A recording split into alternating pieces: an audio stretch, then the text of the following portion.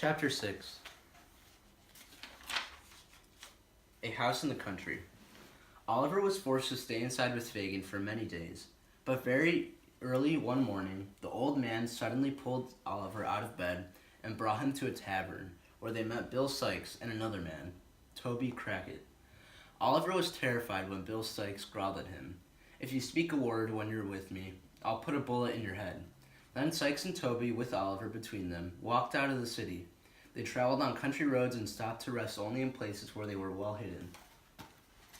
It became dark, and Oliver expected to stop for the night, but still they went on. Finally, they stopped at a house surrounded by a high brick wall. Toby climbed the wall and held out his arms for Oliver.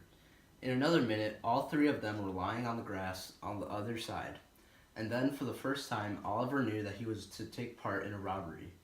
He looked up at Sikes and was about to scream, but the man put a pistol to his head and pointed to a little window that was at the back of the house. "I'll put you in there," he said. "Then you walk across the hall, unlock the door, and let us in." Bill Sikes reminded Oliver that he was within his sight all the way to the door. If he didn't do as he was told, Sikes would shoot him with the pistol. Oliver decided that, even if he was shot in the attempt, he would try to dart up the stairs and warn the family. He started forward. All at once, there was a noise from above, and Bill Sikes cried, "Come back, back, back!" A light appeared, and Oliver saw two terrified, half-dressed men at the top of the stairs. Then there was a flash, a loud noise, smoke. Oliver staggered back. Sikes grabbed him by the collar and dragged him out of the little window. "They've hit the boy," he cried. "Oh, how he bleeds!" Sikes quickly wrapped Oliver's wounded arm in a scarf. Then came the loud ringing of a bell, the sound of pistol shots, and the shouting of men. Sikes carried Oliver some distance, but then, when he heard footsteps close behind him, he dropped the boy and ran on by himself. Toby was ahead of him. Oliver lay there until morning, when he moaned in pain and awoke. After a long time, he was able to stand. He was dizzy and staggered like a drunken man. He saw the house and remembered that they had tried to rob it. This made him so afraid that he almost forgot the pain in his arm. But he had to seek help at that house, because there was no other in sight. He stumbled across the lawn and over to the door. He knocked faintly, and then he fell down in a daze. The two servants whom Oliver had seen the night before on the stairs opened the door and said, "I'm afraid there are many thieves his age in the city, but even if he has been wicked, remember that he may have never have known a mother's love or the comfort of a home," cried Rose.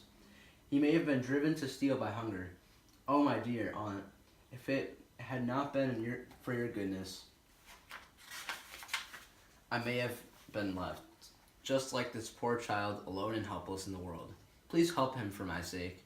Mrs. Maylie turned to the doctor. "What can I do? The servants have already sent for the police." "Let us make an agreement," said Dr. Losberne. "The boy will awaken in an hour or so. Then I will question him in your presence. If, from what he says, we decide that he is really a bad one, which is very possible, we will tell the police and let them take him to prison. But if he is worthy of your help and regard, I think I can convince your servants that he might not have been one of the thieves after all." Rose smiled, and Mrs. Maylie clapped her hands in satisfaction. It was evening before Oliver could speak to them. He was very weak and tired, but he told them all about his life up to that time. He told them, too, of how much he had wanted to run up the stairs and warn them of the robbery before he had been shot. When Oliver had finished, Dr. Losberne wiped some tears from his eyes and rushed downstairs to speak to the servants. They were very proud that they had stopped one of the thieves, but Dr. Losberne told them that he was not at all sure that the boy upstairs was the thief. The doctor thundered at the servants with his loud voice, and it confused them so much that finally the police came. They said that they had been mistaken about the boy. Oliver was very, very ill.